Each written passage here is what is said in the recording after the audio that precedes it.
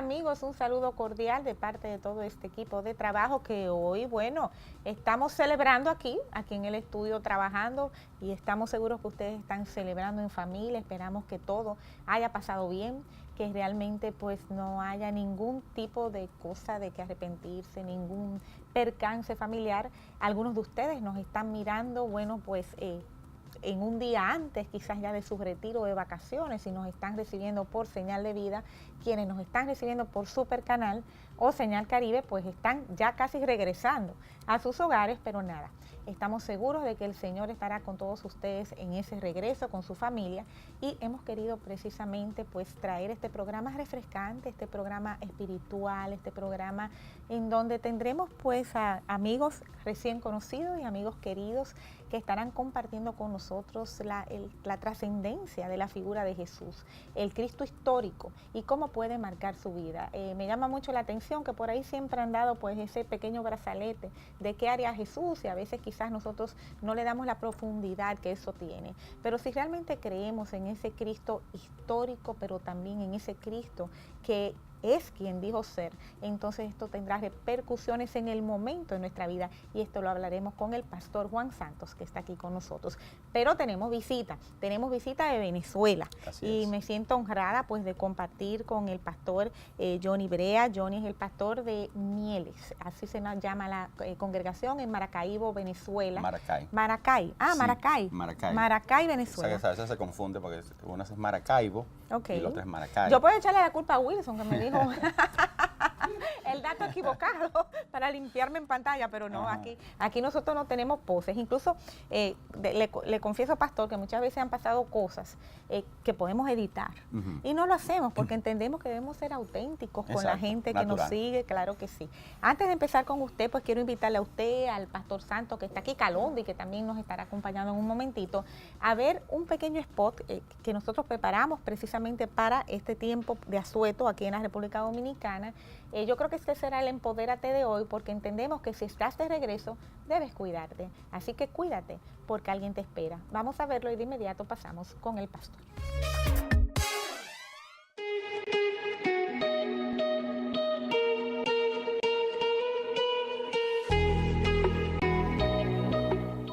Antes de que te marches, Grupo Super Canal te quiere decir: cuídate. Recuerda que es tiempo de reflexión y celebración. Si tomas, no manejes. Cuida de los tuyos en los balnearios y centros de recreación. Evita los excesos y date tiempo a refrescar el espíritu. Eres muy importante para muchos. Cuídate para que vuelvas.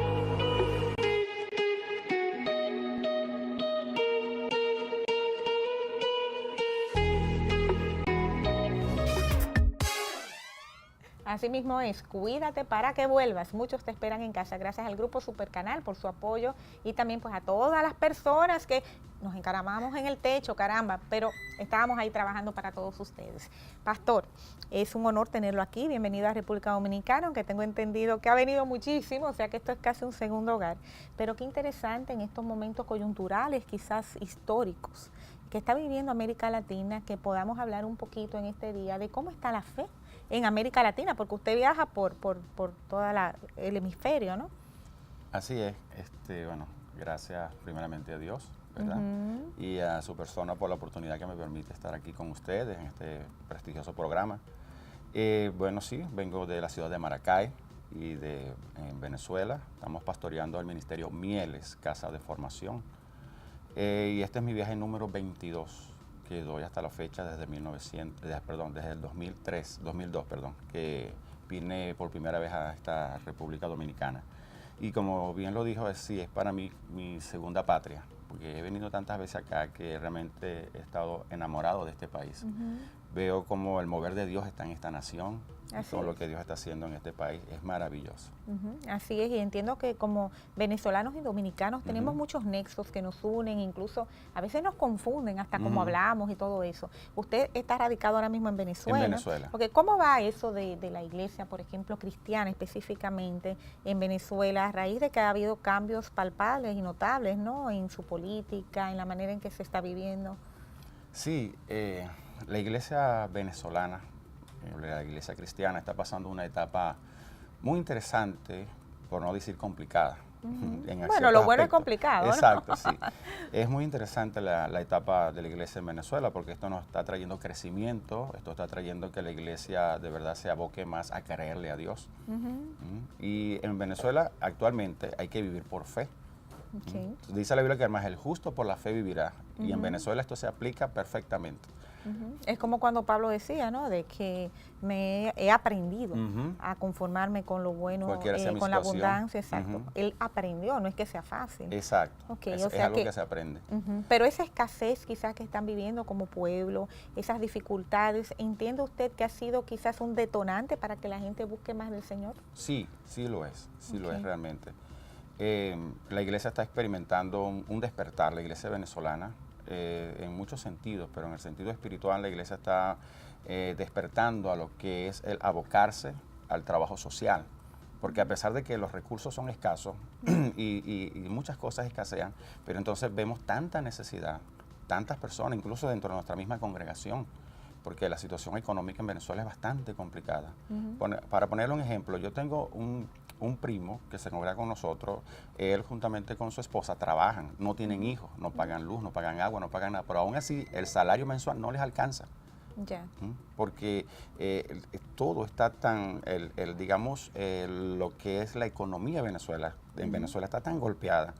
Y lo que es la escasez, pero no solo la escasez, porque tú puedes conseguir productos, pero son productos que están a un costo muy elevado, porque están a precio internacional. Por decir, se compra en dólares, quienes lo compran allá, lo compran en dólares, lo llevan a Venezuela, pero un dólar en Venezuela actualmente son 230.000 bolívares. Ya, que es un cambio abrupto, ¿no? En ese sentido y que golpea, porque aquí mismo nosotros a veces decimos, es que la canasta familiar no la podemos cubrir y uno cree que eso es solamente pues en esta isla, ¿no? Eso pasa, está pasando mucho con el hemisferio. Ahora, pastor, usted viaja por todos los lados, o sea, va a Colombia, He estado en Colombia, sí, he estado en Bucaramanga, Barranca Bermeja, Cúcuta. Wow. Y claro, no he recorrido todo el continente, pero sí tengo, pero bastante. Correcto, pero sí tenemos, digamos, hermanos de nuestra iglesia que se han ido para buena parte del continente por la misma situación en el país y estamos en un proyecto de fundar en Colombia, en Perú, en Ecuador, próximamente también en Chile, en México, si el Señor lo permite. Eso, ahí quería llegar, eso es lo que me llama la atención. Obviamente, si conocemos la historia bíblica, esa gran historia de amor relatada en la Biblia, en el texto bíblico, vemos cómo quizás los orígenes de la fe pues tuvieron lugar ya por Israel, luego diseminados hacia los gentiles, etcétera. Pero ¿no le parece a usted que quizás esta dispensación, a quienes creemos en eso, o esta época, este siglo, como usted lo quiera llamar, le pertenece a Latinoamérica? Sí, correctamente. O sea, el despertar, el avivamiento cristiano es en Latinoamérica. De hecho, se entiende que este, digamos, último gran avivamiento a nivel histórico va a surgir aquí en nuestro continente. Yo creo que ha surgido ya. Sí, porque ya ha surgido. Tenemos números. ¿Tiene usted números de cómo se ha incrementado el número de iglesias cristianas, por ejemplo, Caribe, Suramérica, Centroamérica? No tengo una tasa específica, pero ha aumentado muy fuerte. De hecho, buena parte del crecimiento de la iglesia evangélica en Latinoamérica fue lo que hizo que se nombrara un papa que fuese de Latinoamérica, ¿verdad? Por el crecimiento mismo de la iglesia latinoamericana. Y bueno, tenemos que estudiar unos cuantos puntos históricos para entender cómo fue que surgió todo esto, pero ha sido precisamente... Ha sido un papa muy revolucionario, con ideas muy nuevas, ¿no? Y que precisamente, digamos, se ha presentado como amigo, ¿verdad?, de los cristianos evangélicos. Se está promoviendo un ecumenismo, ¿verdad?, a nivel de Latinoamérica. Y bueno, eso tiene dos vertientes, dos caras, la moneda allí, que podríamos hablar de dos realidades de lo que podría suceder con esto. Pero lo que le toco a este punto para hablarle de que precisamente ese crecimiento en Latinoamérica ha hecho que el mundo vea hacia acá, el mundo religioso, vea hacia nuestro continente. ¿Qué está pasando en nuestro continente? ¿Qué está pasando? Y mucha de esta situación que está viviendo Venezuela actualmente y que vemos que hay una migración de venezolanos hacia el mundo. Nosotros también de otros países. Tenemos el caso de Haití, por ejemplo, que vemos que ha tenido que hacer una emigración casi forzada, ¿no? Sí, sí. Entonces, pero, sin embargo, fíjese, ahí no sé si tiene experiencia con sus ministerios, por ejemplo, en Haití específicamente, pero ¿qué cree usted? Por ejemplo, ¿existe un avivamiento cristiano también en Haití? ¿Se está trabajando en esa parte de la isla al igual que en los otros países? no Porque les- a veces yo digo hay que defender a Haití, porque parece Sí. que a muchos se le ha olvidado que existe ese pedazo de mundo, ¿no? Exacto. Yo nunca he estado en Haití, para serle franco, pero sí conozco hermanos misioneros que viajan mucho a Haití y conozco a unos misioneros, o sea, a unas misiones haitianas o ministerios que trabajan con misiones haitianas y me hablan también de un mover en Haití, me hablan de que sí hay un despertar espiritual en Haití. Lo que pasa es que, bueno, hay tantas situaciones en Haití que hay veces que cuesta mucho identificar realmente cómo es ese mover o qué está pasando, pero como yo no he estado allí, no puedo decir con experiencia propia que cómo es el mover que hay allí, pero sí me han contado que hay un mover, hay un despertar, incluso que se está llegando hasta la parte política también, que ha habido un despertar desde el punto de vista político en Haití. Interesante que vemos ahora también muchos políticos que dicen, pues, y utilizan como aval su fe para precisamente promover sus proyectos. Tenemos un minuto, me gustaría su opinión al respecto. Sí, por ejemplo, el caso nuestro en Venezuela, estamos, por primera vez vemos a un pastor, ¿verdad?, que se lanza a la candidatura presidencial.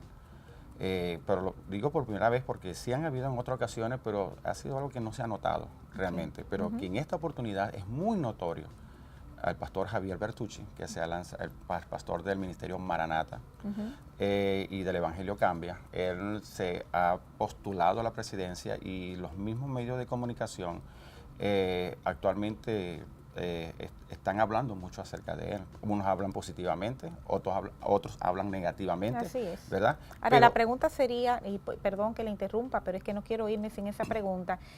¿Es un aval que un cristiano, o sea, que un político sea cristiano? ¿Realmente eso influye, tiene que ver? ¿Se debería utilizar eso para una candidatura, para promover una candidatura? yo creo que el contexto histórico que estamos viviendo en Venezuela y la situación de Venezuela amerita que sea realmente alguien que conozca a Dios, que pueda tomar la presidencia del país. Alguien que de verdad, una de las cosas que tiene el pastor Bertucci a su favor es que no es de la oposición como tal, de lo que se conoce a la oposición, ni del gobierno. Es alguien que viene netamente de la iglesia evangélica y se ha postulado. Y desde mi punto de vista lo veo muy positivo, que es muy... Sí, porque ¿qué es la política? Si nosotros decimos, no, un pastor o un cristiano no puede estar en la política, si nosotros no podemos estar en la política, entonces, ¿dónde podemos estar? No, puede estar y debe estar en la política, lo que también debe estar calificado. Correcto. Porque ahí es que vamos, no necesariamente por ser cristiano, pues esto lo califica y le da la experiencia para gobernar el Estado. Pastor, tengo que irme lamentablemente, ha sido un placer tenerlo aquí con nosotros, pero yo quisiera que fuera usted, que será de este segmento, porque vamos a hablar ahora con el pastor Juan Santos, invitado a quedarse con nosotros sobre esa incidencia del Cristo histórico también, o sea, qué significa la vida y la muerte de Jesús hoy en día en nuestras vidas. Pero creo que usted le da un mensaje a Latinoamérica entera, en las cámaras, se la cedo. Esa cámara que es la suya. Okay. El mensaje que le puedo dar en este momento es que podemos tomar como punto de partida el momento histórico que está viviendo Latinoamérica. Y es un momento histórico en el cual debemos poner a Dios en la ecuación de nuestras vidas, de nuestros hogares y de nuestras naciones. Cuando ponemos a Dios en primer lugar en nuestras vidas, nuestros hogares y nuestras naciones, entonces Dios también nos pone a nosotros en primer lugar. Porque dice, si tú me pones a mí por cabeza, yo también te pondré a ti por cabeza. Pero si ponemos a Dios a un lado, entonces Dios también nos pondrá a nosotros a un lado. Entonces este es el momento para reflexionar. ¿Tengo a Dios en primer lugar en mi vida? ¿Tengo a Dios en primer lugar en mi familia o en mi nación? Pues esto es lo que debemos reflexionar. Dios debe ser el primero en nuestras vidas, nuestras familias y nuestras naciones.